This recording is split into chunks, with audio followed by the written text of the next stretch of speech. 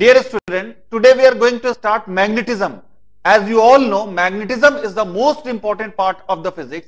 ये ऐसा यूनिट है जिससे किसी भी इंजीनियरिंग एग्जाम या medical exam, even in 12th exam also, बहुत ज्यादा एग्जाम में आपको स्ट्रेस दिया जाता है, बहुत ज्यादा पूछा जाता है। और जैसे मैकेनिक्स से भी बहुत ज्यादा पूछा जाता है, लेकिन मैग्नेटिज्म ऐसा यूनिट है जिसको आप इजिली सॉल्व कर सकते हैं। मैकेनिक्स को आप देखें तो mechanics is toughest one, mechanics relatively tough होता है। इस यूनिट में आप सिंपल अप्रोच लगा के क्वेश्चन तक पहुंच सकते हैं, उसको सॉल्व करने की कोशिश कर सकते हैं। इसलिए आपको यह यूनिट बहुत ही केयरफुली करना है।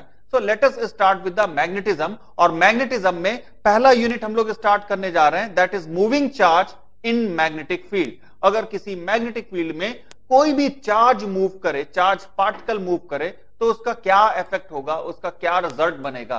सो इन डे वन में हम लोग देखने जा रहे हैं। फर्स्ट ऑफ ऑल देखते हैं कि मैग्नेटिज्म का हिस्ट्री क्या है। Let us start with the history of electromagnetism. Electromagnetism history में हम सबसे पहले कहां पर देखते हैं, तो अगर आप हिस्ट्री में देखें तो सबसे पहले जो साइंटिफिकली इसके प्रूफ मिलते हैं तो वो सी ट्रैवलर्स के पास मिलते हैं। जो सी ट्रैवलर्स होते थे, जब वो उनको एक कंट्री से दूसरे कंट्री या बहुत फार उनको जर्नी करना होता था, इन दैट केस उनके पास डायरेक्शन आइडेंटिफाई करने के लिए एक बहुत ही क्रूशियल चीज होती थी, एक बहुत ही क्रूशियल डिवाइस होता था, and that is called compass. Compass से वो कहीं पर भी डायरेक्शन आइडेंटिफाई कर लेते थे कि किस पर्टिकुलर डायरेक्शन में जाना है।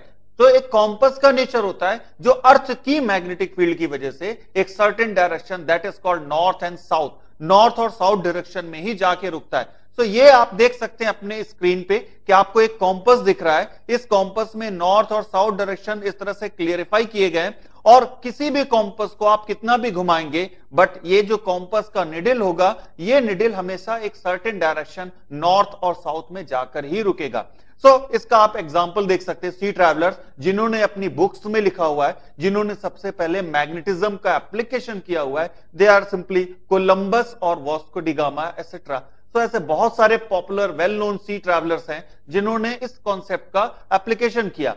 ये एक हिस्ट्री है जहां पर आपको इनिशियल में प्रूफ मिलते हैं कि मैग्नेटिज्म जो फिजिक्स का पार्ट है, उसका पहले कहां पर हम साइंटिफिकली उसको प्रूव कर सकते हैं। नाउ अब हम देखें कि जो नेचुरल मैग्नेट होता है वो क्या होता है। नेचुरल मैग्नेट मींस जो हमको नेचुरल फॉर्म में मिलता है, जो हमको ग्राउंड के अंदर मिलता है, उसको हम नेचुरल मैग्नेट कहते हैं। इसमें क्या प्रॉपर्टीज होती हैं। इनिशियली ये कहां पर मिला था, it is initially found in magnesia. Magnesia एक जगह, इसी के नाम पे इसको मैग्नेट बोलते हैं, क्योंकि पहले जो हमारे पास रिकॉर्डेड है कि मैग्नीशिया में ही कुछ ब्लैक स्टोन पाए गए थे। उन ब्लैक स्टोन में एक खास तरह का प्रॉपर्टी था, इसलिए वो इंपॉर्टेंट हो गए और इसीलिए उनका नाम मैग्नेट हो गया। दे आर कॉल्ड मैग्नेट, और जो उनका प्रॉपर्टी होता है तो उसको हम मैग्नेटिज्म बोलते हैं। लेकिन ये सबसे पहले मिले थे। ये पुराना नाम इसका, तो अब इसका नाम मैनीशा है, जो वेस्टर्न टर्की एक कंट्री है वहां पर मिलता है। तो ये सबसे पहले जो नेचुरल स्टोन, उसके बाद बहुत सारी जगह हैं पूरे ऑल ओवर द वर्ल्ड जहां पे ये स्टोन पाए जाते हैं, बट इनिशियली जो मिले थे, फर्स्ट ऑफ ऑल जो मिले थे, वो वेस्टर्न टर्की में मैग्नीशिया पे मिले थे। सो इन नेचुरल मैग्नेट्स की स्पेशल प्रॉपर्टीज क्या होती हैं, ये हम देख सकते हैं। प्रॉपर्टीज में सबसे पहली प्रॉपर्टी हम कह सकते हैं इसका composition. What about its composition. जो केमिकली इसका हम कंपोजिशन देखते हैं, दैट इज इन जनरल जो मेजॉरिटी आपको मिलता है वो आयरन का ऑक्साइड है, that is ferric oxide which is Fe3O4। तो ये कंपोजिशन होता है ब्लैक स्टोन्स का, ये नेचुरल मैग्नेट का। दूसरा हम देख सकते हैं इसका प्रॉपर्टी, इसका कोई फिक्स्ड शेप या साइज नहीं होता है, किसी भी एट रैंडम शेप या साइज का हो सकता है। आप जैसे कहीं पर खुदाई करते हैं तो आपको डिफरेंट टाइप के स्टोन्स मिलते हैं, तो बिल्कुल वैसे ही कोई डिफाइंड शेप या साइज नहीं, किसी भी शेप का आपको ब्लैक स्टोन मिल जाएगा। और अगर उसमें सर्टेन प्रॉपर्टीज हैं जो उसको मैग्नेट की प्रॉपर्टी से मैच करती हैं, that will be simply Fe3O4। सो हम ये कह सकते हैं third property, that it attract the iron pieces. ये इसका सबसे इंपॉर्टेंट प्रॉपर्टी है जो ये अट्रैक्ट करता है, that it attract the iron pieces. अगर आयरन पीसेस को इसके पास रख दें तो ये कह सकते हैं कि आयरन पीसेस को अट्रैक्ट करता है। लेकिन एक चीज आपको ध्यान रखना चाहिए कि जो नेचुरल मैग्नेट होता है उसका मैग्नेटिक पावर बहुत कम होता है रिलेटिव टू आर्टिफिशियल मैग्नेट। अब तो बहुत ही एडवांस मैग्नेटिक पावर के मैग्नेट बनाए जा सकते हैं, उनमें बहुत ही अच्छी मैग्नेटिक पावर होती है। लेकिन जो नेचुरल मैग्नेट हमको मिलता है, जो खुदाई से मिलता है, उसमें मैग्नेटिक पावर बहुत कम होता है relatively as compare to artificial magnet. आइए देखते हैं, सपोज सपोज आपको अपनी स्क्रीन पे एक नेचुरल मैग्नेट दिख रहा है, ये नेचुरल मैग्नेट का हमने एक स्टोन यहां पे रख दिया और यहां पर कुछ आयरन पीसेस हैं, आयरन पीसेस यहां पे रख दिए। अब अगर ये आयरन पीसेस को अट्रैक्ट करेगा तो क्या प्रोसेस होगा, जैसे ही आप इसकी फील्ड में लेके जाएंगे, फील्ड को हम डिफाइन करेंगे, that is called magnetic field.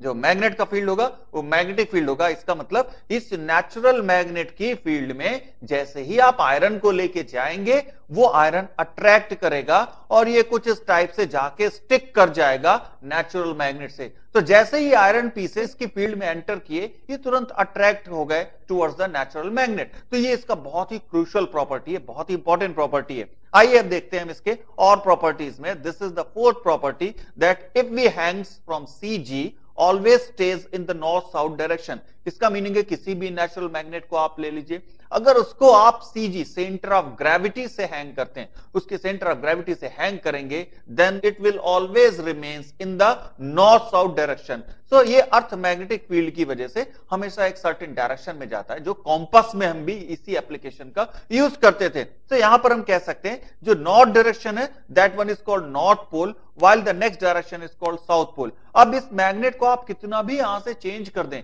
लेकिन ये मैग्नेट हमेशा इसी सर्टेन डायरेक्शन में आके रुकेगा। ये मैग्नेट कभी भी और किसी डायरेक्शन में नहीं रुक सकता। सो ये एक तरह से इसका क्रूशियल प्रॉपर्टी हो गया कि ये हमेशा इसी डायरेक्शन में, जैसे आपने इसको थोड़ा सा डिस्टर्ब कर दिया, अब ये घूम के आप इसमें कोई भी फोर्स लगा लें, कितना भी फोर्स लगा लें, फाइनली जब ये रुकेगा तो ये उसी नॉर्थ साउथ डायरेक्शन में, सेम डायरेक्शन में रुकेगा। ये अपने आप जाके रुक जाएगा due to earth magnetic field. That means now we can say कि ये साउथ पोल जो होगा वो साउथ में जाके रुकेगा, टुवर्ड्स द साउथ होके रुकेगा, और जो नॉर्थ पोल होगा वो टुवर्ड्स द नॉर्थ होके रुकेगा। So this is the most crucial property of the simply bar magnet या किसी भी मैग्नेट का। तो यहां पर हम देख रहे हैं कुछ प्रॉपर्टीज जो किसी भी मैग्नेट में होती हैं। ये भी कह सकते हैं कि मैग्नेट के जो पोल्स होते हैं वो आइसोलेटेड होते हैं। So this one is the fifth property, that we will say isolated. So ये आइसोलेटेड का मीनिंग ये हो गया आइसोलेटेड पोल्स। तो आइसोलेटेड पोल्स का मीनिंग ये हो गया कि अगर आपको कोई बार मैग्नेट दिया हुआ है, suppose this is given a bar magnet, you know that इसमें हमेशा दो पोल एग्जिस्ट करेंगे, well that will be north pole and let this is given south pole। अब आपने इसके दो पीसेस कर दिए, तो ये क्या हो जाएगा, अब पोलैरिटी इनकी नहीं चेंज हो जाएगी, still the polarity is similar one. That means here it is given north pole while this is given south pole. Well the next piece will be like this, next piece इसका इस type से हो जाएगा, that now this will be south pole while this will be north pole.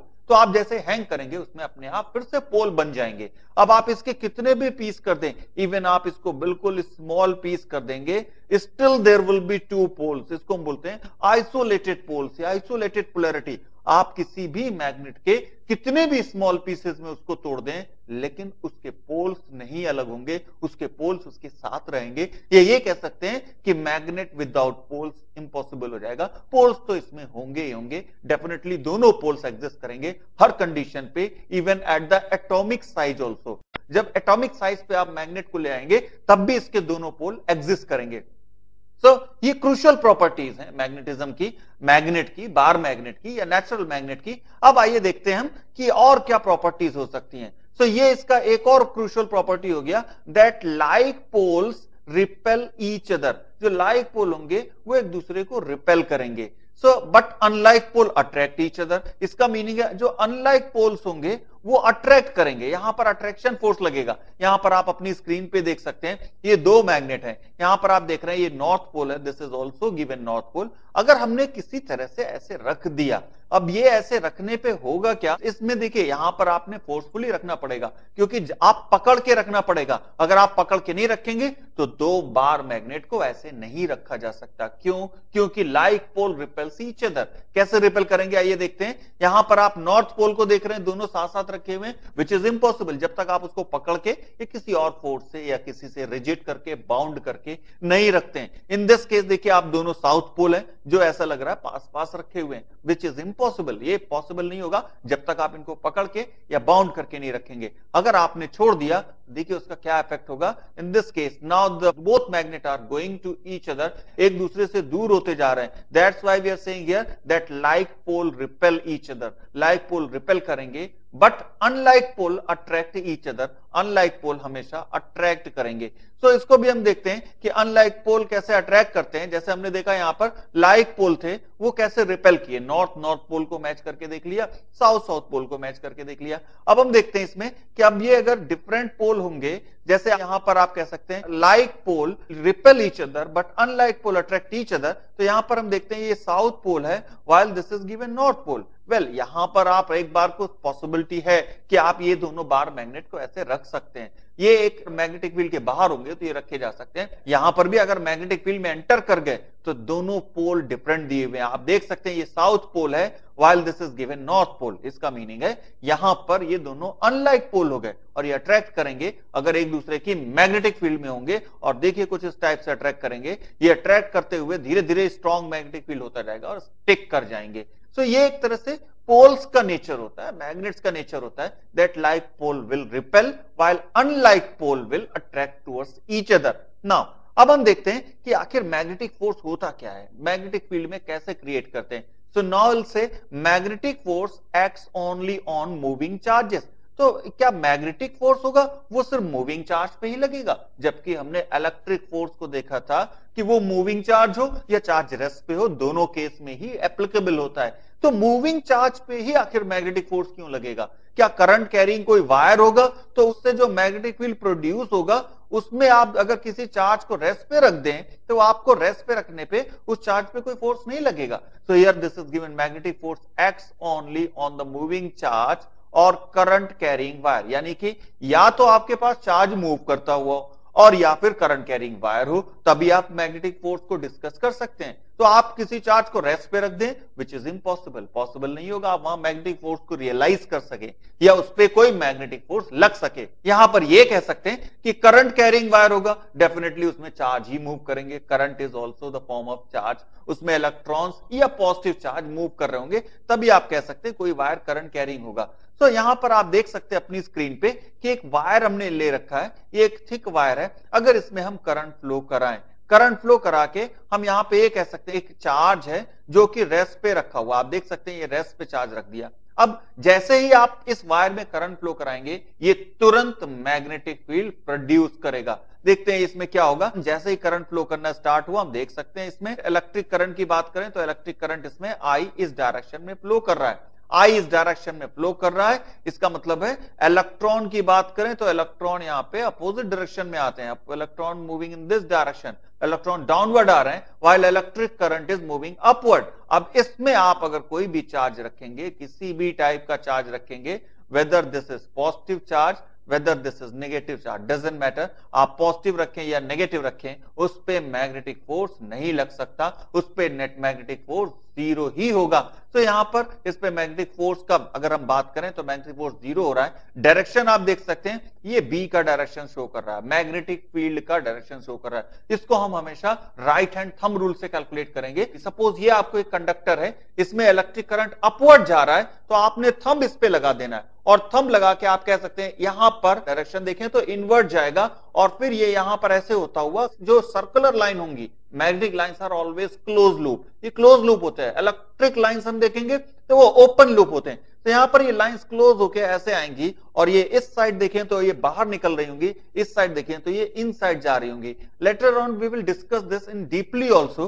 तो यहां पर हम देख सकते हैं कि ये मैग्नेटिक फील्ड का डायरेक्शन दिख रहा है आपको, ये इनवर्ट जा रहा था। यहां पर आप कह सकते हैं अगर आप पेपर में सिंबल देखेंगे तो पेपर में सिंबल ऐसे दिखाएंगे और ये यहां पर पॉइंटिंग आउटवर्ड, ये आउटवर्ड पॉइंट हो रहा है, तो ये सिंबल होता है दैट इज पॉइंटिंग आउटवर्ड, ये बताता है this one is pointing outward. So ये यहां पर ये पॉइंटिंग आउटवर्ड हो गया, आउटवर्ड डायरेक्शन में आ रहा है। अगर आप एरो को देखें तो एरो का पॉइंट दिख रहा है, that's why we are saying here pointing outward. और यहां पर एरो का टेल दिख रहा है, कोई भी एरो होता है अगर आप रियल एरो देखो तो उसका टेल कुछ ऐसा ही बना होता है। So this is given inward, ये आपको इनवर्ड डायरेक्शन बता रहा है।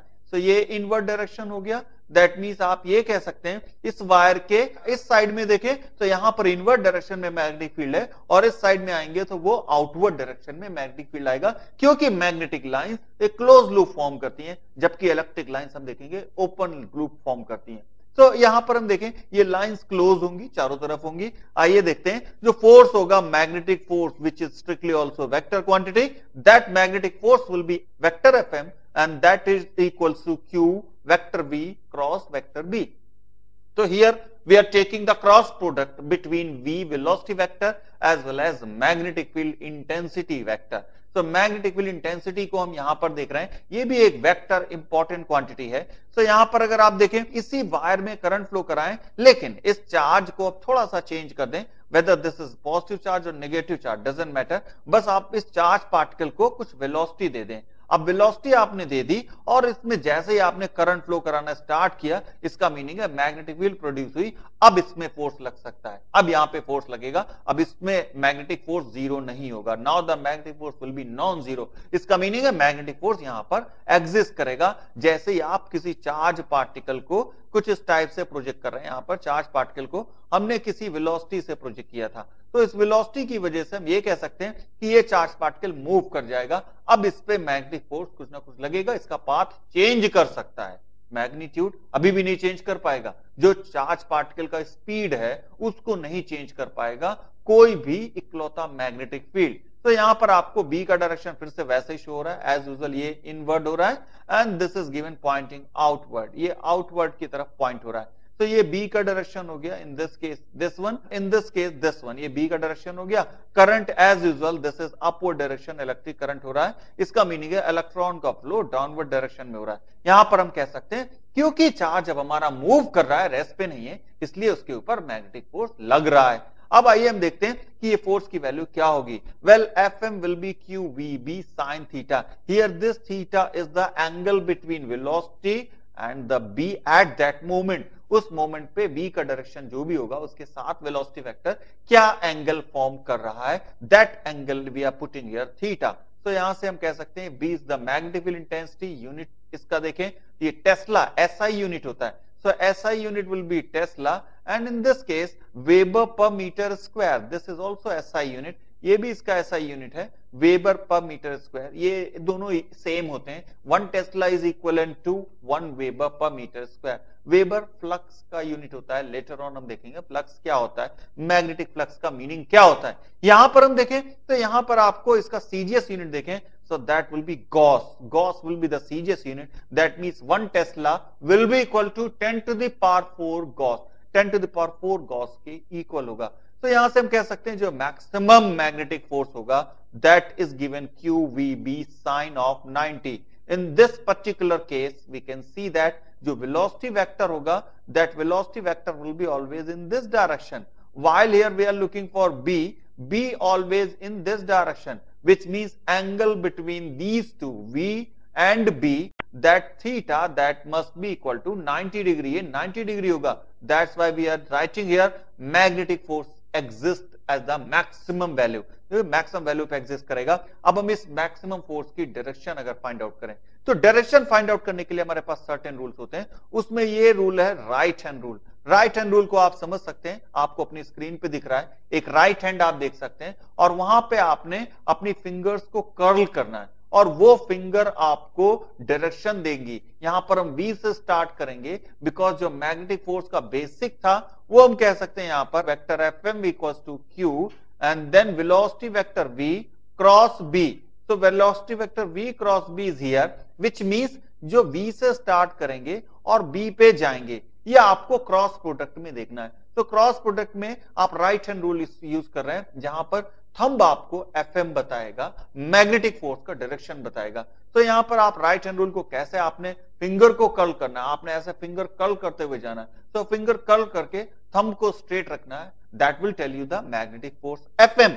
सो यहां पर हम देख सकते हैं कि राइट हैंड रूल का मीनिंग क्या है। राइट हैंड रूल में ये आप कह सकते हैं ये आपको थंब बताएगा जो मैग्नेटिक फोर्स का डायरेक्शन बताएगा। एंड वेल जो V से हम चल रहे हैं, अगर आप देखें यहां पर V है, V से चले B की तरफ, तो V से B की तरफ चलने का मीनिंग ये हो गया कि हमने ऐसे V पे, आप अपनी स्क्रीन पे जो फिगर देख रहे हैं उससे अगर मैच करें तो यहां पर आपने V पे रखा, ऐसे रखा स्ट्रेट, और इसके बाद आप ऐसे फोल्ड करते जा रहे हैं अपनी फिंगर्स को और B पे पहुंच गए। And remember it, this is the magnetic force direction. ये आपको जो थंब होगा ये मैग्नेटिक फोर्स का डायरेक्शन बताएगा। And this will applicable for positive charge only. अगर चार्ज नेगेटिव होगा तो ये डायरेक्शन रिवर्स हो जाएगा, इस डायरेक्शन को हमें चेंज करना पड़ेगा। So in this case here we can say आप V से स्टार्ट करते हैं और फिंगर को कर्ल करते हुए आप B पे आ जाते हैं बाई स्मॉलर एंगल। आप V से स्टार्ट करके B पे ऐसे नहीं आ सकते, लार्जर एंगल है। अगर आप बैक साइड से आ रहे हैं तो आप देख सकते हैं वो एंगल बहुत बड़ा है, आपको छोटे एंगल से आना है, जो स्मॉलर एंगल होगा, angle between V and B। तो यहां से आप V से स्टार्ट करते हैं क्योंकि V क्रॉस प्रोडक्ट में पहले लिखा जा रहा है।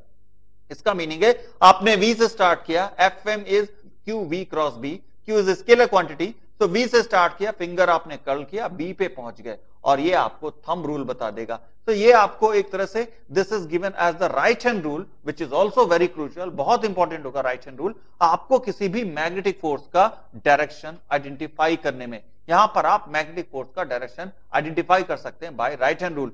सो यहां पर V क्रॉस B का हमने यूज कर लिया। अब देखते हैं यहां पर पॉजिटिव चार्ज और नेगेटिव चार्ज का क्या इफेक्ट पड़ेगा राइट हैंड रूल पे। तो राइट हैंड रूल का ये एक एप्लीकेशन देख रहे हैं, this is given V and this is given B।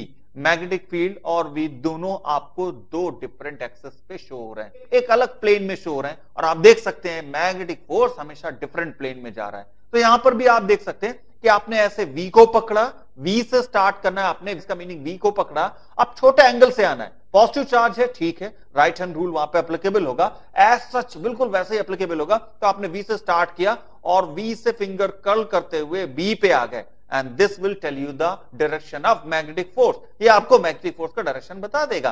तो जो मैग्नेटिक फोर्स होता है वो थंब से एप्लीकेबल होता है, और आपने V से B यानी V फॉर वेलोसिटी, वेलोसिटी से B for magnetic field, magnetic field को पकड़ना होगा, और ये राइट हैंड रूल टर्न करके फिंगर को आपने टर्न करना होगा, then you will tell about the magnetic force direction.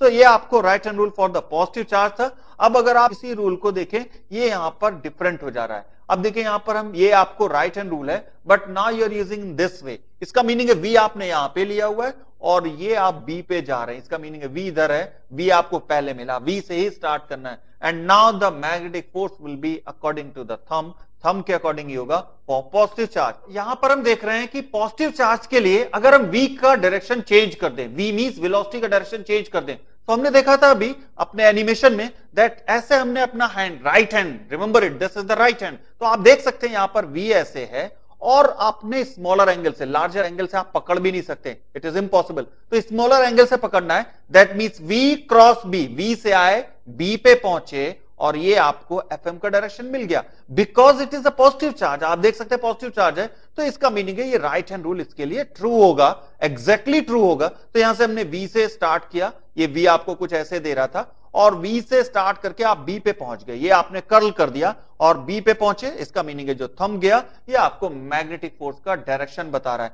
सो यहां पर आपने राइट हैंड रूल का एक एप्लीकेशन देखा। अब हम देखते हैं इसको, अगर ये नेगेटिव चार्ज के लिए होगा तो कैसे हम, जहां पे राइट हैंड रूल एग्जैक्ट नहीं एप्लीकेबल होगा, इलेक्ट्रॉन्स के लिए हम राइट हैंड रूल का यूज नहीं कर सकते, क्योंकि इलेक्ट्रॉन्स आर नेगेटिव चार्ज, और नेगेटिव चार्ज के लिए थंब रिवर्स हो जाता है। यह डायरेक्शन कैसे रिवर्स होती है, आइए देखते हैं एक एग्जांपल से। यहां पर आप देख सकते हैं, यहां पर अगर आपको राइट हैंड रूल अप्लाई करना होता तो कैसे अप्लाई करते हैं राइट हैंड रूल को। यहां पर अगर हम राइट हैंड रूल देखें थोड़ी देर के लिए, पॉजिटिव चार्ज, तो V से स्टार्ट करेंगे, जैसा हम लोग देख रहे हैं राइट हैंड रूल V से स्टार्ट किया, V क्रॉस B, B को पकड़ा हमने और थंब हमको अपवर्ड बता रहा है, और क्योंकि ये नेगेटिव चार्ज है इसलिए हमने इसका डायरेक्शन रिवर्स कर दिया, डाउनवर्ड आ गया। आप डाउनवर्ड नहीं लगा रहे हैं राइट हैंड रूल, यहां पे हम राइट हैंड रूल बिल्कुल वैसे ही लगा रहे हैं, बट डायरेक्शन बिल्कुल रिवर्स कर दे रहे हैं। तो right hand rule negative charge के लिए एक्यूरेट रीडिंग नहीं दे रहा आपको। आप ये कह सकते हैं V then cross B curl करके आपने B को पकड़ा, और देखिए Fm आपको अपवर्ड बता रहा है, लेकिन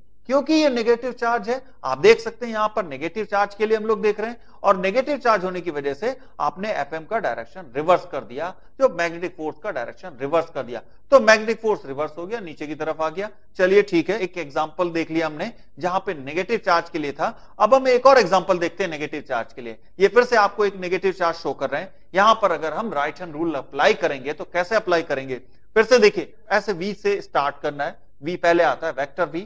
सो V मींस वेलोसिटी से स्टार्ट करना है, V से स्टार्ट करके B पे आना है, स्मॉलर एंगल से, तो हम बी से बी पे आए, स्मॉलर एंगल से मैग्नेटिक फोर्स डाउनवर्ड शो हुआ, but this is for positive charge only. यहां पर क्या है, नेगेटिव चार्ज है, इसका मीनिंग डायरेक्शन हम रिवर्स कर देंगे। So here magnetic force will be in this direction for the electrons on negative charge, negative charge के लिए इस डायरेक्शन में हो जाएगा। तो यहां से हम राइट हैंड रूल का एप्लीकेशन देख सकते हैं। राइट हैंड रूल बहुत ब्रॉड है and this is very important also. Right hand rule का एप्लीकेशन करके आप कहीं पर भी डायरेक्शन आइडेंटिफाई कर सकते हैं और पूरी मैग्नेटिज्म में हम मेजॉरिटी पोर्शन में राइट हैंड रूल को अप्लाई करेंगे, राइट हैंड रूल को बहुत ज्यादा यूज करेंगे। So be careful about the right hand rule. Now अब हम देखते हैं एक और सब्स्टिट्यूट इसका, left hand rule. Left hand rule आपको क्या बताता है, यहां पर आप अपनी स्क्रीन में देख सकते हैं, this is given a thumb which shows the F magnetic force FM. Now this is given B, जो फोर फिंगर है ये मैग्नेटिक फील्ड का डायरेक्शन बता रहा है, and this is given V, V यहां पर वेलोसिटी है, ये वेलोसिटी का डायरेक्शन बता रहा है। ये आपको एक सेंट्रल फिंगर है जो वेलोसिटी का डायरेक्शन बता रहा है। इसको आप ऐसे समझ सकते हैं this way, F B I और वी। आई मींस करंट होता तब भी यही करते हैं हम, करंट जब पढ़ेंगे तब भी इसको ऐसे ही देखेंगे। सो लेफ्ट हैंड रूल है, लेफ्ट हैंड यूज करिए, not the right hand. Right hand wrong information देगा। Now you have to use the left hand. Left hand में अगर आप देखेंगे तो ये आपको मैग्नेटिक फोर्स बता रहा है F M, then this is given B, ये आपको फोर फिंगर हो गया, फोर फिंगर जो आपको बी यानी मैग्नेटिक फील्ड का डायरेक्शन बता रहा है, और ये वेलोसिटी हो गया जो चार्ज के मोशन का डायरेक्शन बता रहा है, ये वेलोसिटी वेक्टर बता रहा है, तो ये सेंट्रल फिंगर हो गया। This is called simply left hand rule which is also quite useful for this magnetism.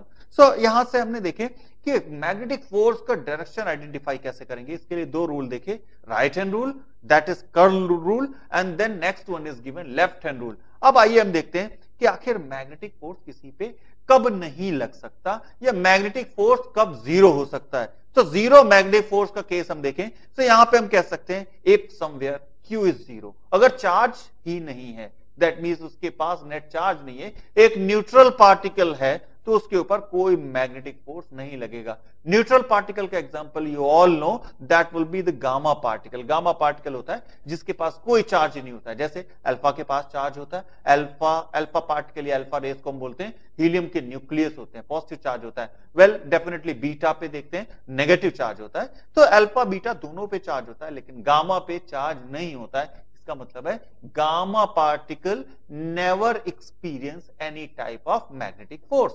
दूसरी क्या पॉसिबिलिटी है, वेल चार्ज एट रेस्ट, जो हमने इनिशियल में ही देखा था कि चार्ज अगर रेस्ट पर है, वेलोसिटी उसका जीरो दिया हुआ है, that case still the no magnetic force, अभी भी उस पर कोई मैग्नेटिक फोर्स नहीं लगेगा, भले ही उसमें चार्ज हो और चार्ज पार्टिकल को रेस्ट पे रखेंगे तो मैग्नेटिक फोर्स नहीं लग पाएगा। सो अब हम देखते हैं अगर वहां पर मैग्नेटिक फील्ड ही नहीं है तो हम डिस्कस ही नहीं करेंगे मैग्नेटिक फोर्स के बारे में। भाई मैग्नेटिक फील्ड नहीं है तो वो अपनी मैग्नेटिक फील्ड क्रिएट करेगा, उसका फोर्स उस पर नहीं लगेगा। हाँ, कोई और मैग्नेटिक फील्ड क्रिएट करता है, उसमें चार्ज पार्टिकल मूव करता है, तब हम जाके कहते हैं उस पर कोई मैग्नेटिक फोर्स लगता है। तो यहां से हमें क्लियर हो गया कि ये कंडीशंस हैं जहां पे उस पर जीरो मैग्नेटिक फोर्स होगा। अब आइए हम देखते हैं यहां पर कि मैग्नेटिक फोर्स हमने लेफ्ट हैंड और राइट हैंड दोनों रूल्स में देखा कि magnetic force always perpendicular to velocity vector.